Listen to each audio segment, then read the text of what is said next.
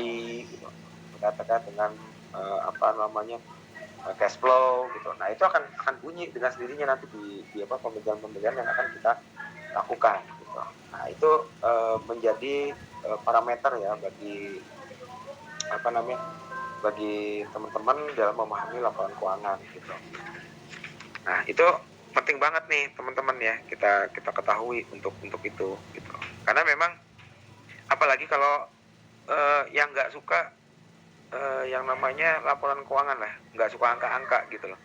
Apalagi yang nggak suka angka-angka itu kan jadi bumerang juga ya buat teman-teman. Aduh kok dapatnya yang begini gitu loh konteksnya gitu. Nah padahal di dalam laporan keuangan itu isinya kebanyakan kan angka-angka semua ya. Jadi kita nggak bisa menolak gitu kalau memang itu jadi hal yang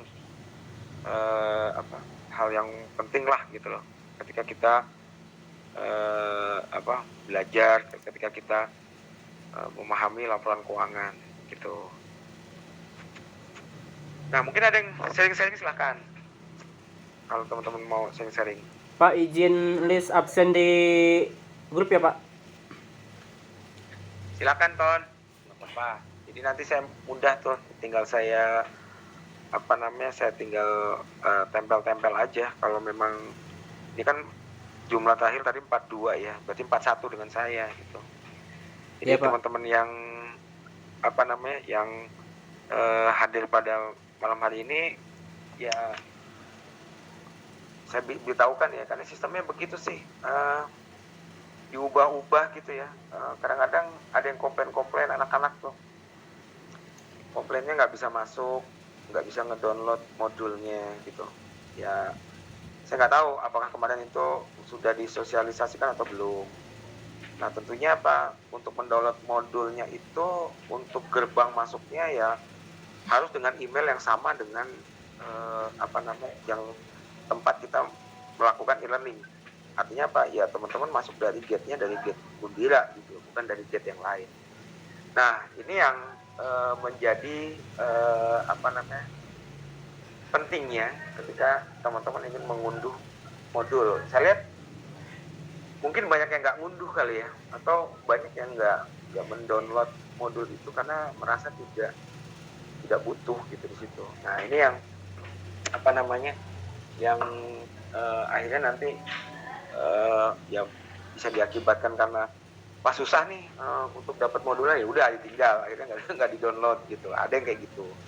Ada juga yang berusaha untuk masuk tapi nggak bisa. Kayak kemarin pada pembelajaran yang e-learning itu ada beberapa mahasiswa yang tidak bisa mengisi kuis karena mereplaynya belum sampai 2 kali gitu. Jadi mereka tidak bisa mengisi kuisnya. Nah ini akhirnya menjadi permasalahan gitu karena tidak tahu gitu. Nah ya kayak gini-gini nih kadang-kadang perlu pemahaman gitu ya.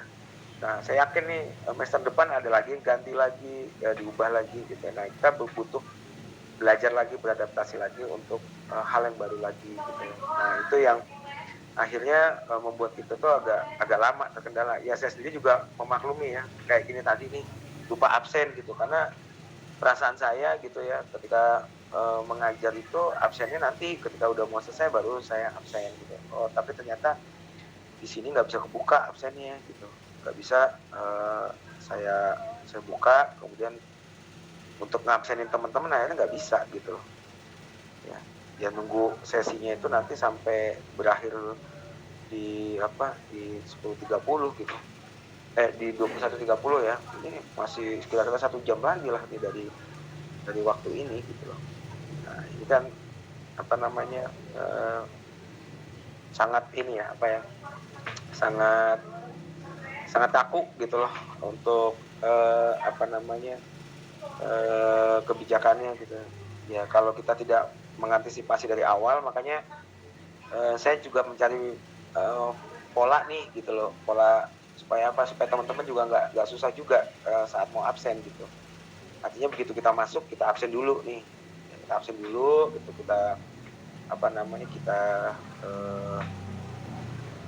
lihat dulu ini kapasitasnya berapa. Yang bagus sih ketika kita jam 7 tank gitu ya, absen dibuka sekitar 15 menit gitu ya. Nah itu apa namanya teman-teman udah langsung tune in gitu loh. Jadi udah apa namanya udah mempersiapkan nih kayak gini nih misalnya nih, ini bisa kita jadikan sebagai metode kedepannya besok ya, ketika teman-teman mau apa namanya mau hadir di perkuliahan tatap maya kayak gini gitu. Jadi kita bisa apa namanya bisa saling membantu nih. Saya juga gampang juga bantu teman-teman gitu. Teman-teman juga terbantu dengan adanya yang ini gitu. Kalau kita nggak apa namanya nggak bisa bersinergi gini, ya takut saya kekunci-kunci gini absen ini. Jadi susah nantinya gitu loh. Apalagi kalau pas dipanggil nggak nyaut gitu, wah itu repot nih karena di layar saya cuman displaynya itu cuman beberapa mahasiswa yang nampak gitu di sini. Nah ini jadi kendala juga gitu loh ketika apa namanya kita tidak apa tidak bisa bekerja sama di situ. Nah, itu loh teman-teman. Nah ada yang mau ditanyakan kembali teman-teman silakan. Ya kita sharing aja lah, jangan menganggap apa namanya serius gitu untuk apa perkuliahan kita ini kita apa namanya santai aja, cuman masuk gitu loh maksud saya di dalam konteks pembahasan yang kita lakukan gitu loh. Jadi apa namanya teman-teman nggak terbebani, kemudian tidak terkendala ya, karena kalau namanya kita belajar terus kita paham gitu dengan apa yang kita apa namanya kita pelajari gitu, apa yang kita praktekkan gitu kan. Nah otomatis ya apa itu menyerapnya juga akan gampang gitu. Kayak tadi saya kedatangan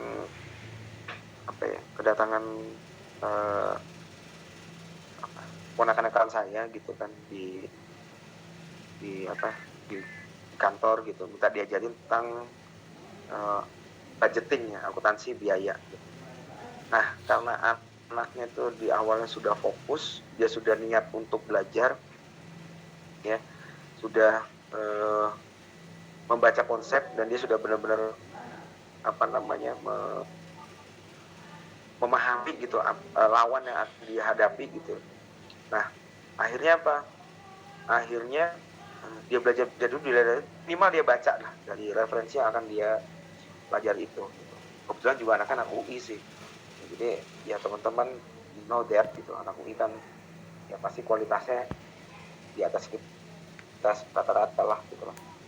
Baik cara berpikirnya maupun pemecahan strategi permasalahan itu berbeda dengan kita orang gitu. Cuma entry point-nya yang ingin saya sampaikan adalah kenapa tidak kita menurut dengan metode yang dilakukan gitu. Nah, sebelum saya tadi ngajar teman-teman ini ya, artinya kita kan tadi masuk pas jam 7 ya, jam 7. Nah, pas jam 7 itu apa namanya? Saya mulai dari 6:30 ngajarin dia tadi. 6:30 saya mulai selepas sholat maghrib dia datang, saya ngajarin dia gitu. Itu cuma butuh waktu 25 menit saya untuk menghantarkan yang namanya pembelajaran tentang scrap atau bahan baku atau bahan produk yang tidak terpakai atau dibilang sisa lah ya, produk sisa, tapi itu sebagai income perusahaan, alternatif income. Jadi kalau misalnya teman-teman punya perusahaan garment lah contohnya, perusahaan garment contohnya, teman-teman punya perusahaan garment. Nah perusahaan garment ini kan kadang-kadang dia motong-motong kain, ada kain yang ukurannya kadang-kadang nggak pas banget habis gitu. Nggak pas banget habis artinya apa? Kain itu nggak semuanya kepake gitu loh. ada sepersekian yang tidak terpakai pada kayak itu dan akhirnya itu berpotensi untuk dibuang di garbage gitu. Nah, dalam konteks dalam konteks kita di biaya itu ada perlakuan tersendiri apabila si perusahaan ini menganggap itu adalah sebenarnya sebagai bahan yang